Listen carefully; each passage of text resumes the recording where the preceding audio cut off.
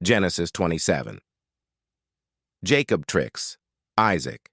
Now it was when Isaac grew old and his eyes were too dim to see that he called Esau his elder son and said to him, "My son."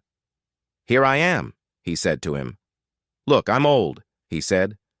"I don't know the day of my death. So now please take your weapons, your quiver, and your bow, and go out to the field and hunt me some game. Then prepare me a delicious meal that I love, and bring it to me that I may eat, so that my soul may bless you before I die." Now Rebekah was listening when Isaac was speaking to Esau his son. So while Esau went to the field to hunt game to bring in, Rebekah said to Jacob her son, "Look, I heard your father speaking to your brother Esau, saying, 'Bring me some game and prepare me a delicious meal that I may eat and bless you in Adonai's presence before my death.' So now, my son, listen to my voice, to what I am commanding you. Go now to the flock and bring me 2 good young goats from there, so that I may prepare them as a delicious meal for your father, that he'll love. Then you'll bring it to your father to eat, so that he may bless you before his death." But Jacob said to Rebekah his mother, "Look, my brother Esau is a hairy man, but I'm a smooth man. Perhaps my father will touch me, and he'll take me for a mocker, and I'll bring upon myself a curse and not a blessing." Then his mother said to him, "Let your curse fall on me, my son. Just listen to me and go, get them for me." So he went and got them, and brought them to his mother, and his mother prepared a delicious meal that his father would love.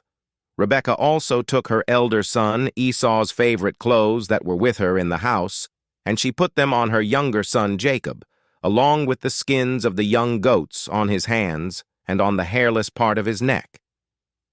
She put the delicious meal and the bread that she had prepared in the hand of Jacob her son. Then he came to his father and said, "My father." And he said, "I'm here. Who are you, my son?" Then Jacob said to his father, "I'm your firstborn, Esau.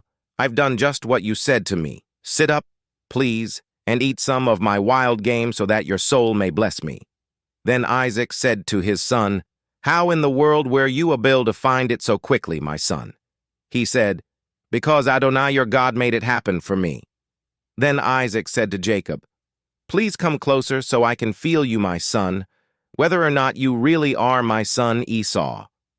So Jacob came closer to his father Isaac, and he felt him.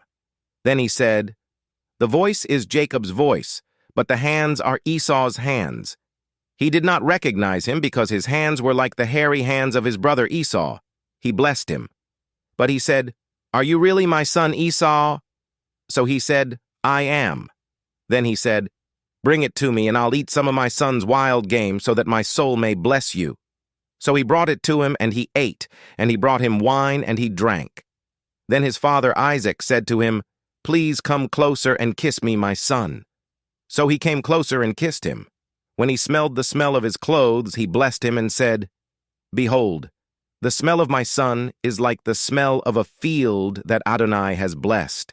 May God give you, from the dew of the sky and from the fatness of the land, an abundance of grain and new wine. May peoples serve you, and may nations bow down to you. Be master over your brothers. May your mother's sons bow down to you. May those who curse you be cursed, and may those who bless you be blessed." No sooner had Isaac finished blessing Jacob, and Jacob had just gone out from his father Isaac's presence, than Esau his brother came in from his hunting. Then he also prepared a delicious meal and brought it to his father, and he said to his father, "Let my father get up and eat of his son's wild game, that your soul may bless me." His father Isaac said, "Who are you?" And he said, "I am your son, your firstborn, Esau."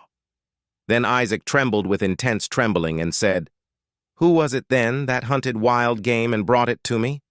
I ate it all just before you came, and I blessed him, and yes, he will be blessed." When Esau heard his father's words, he shouted with an intensely bitter groan.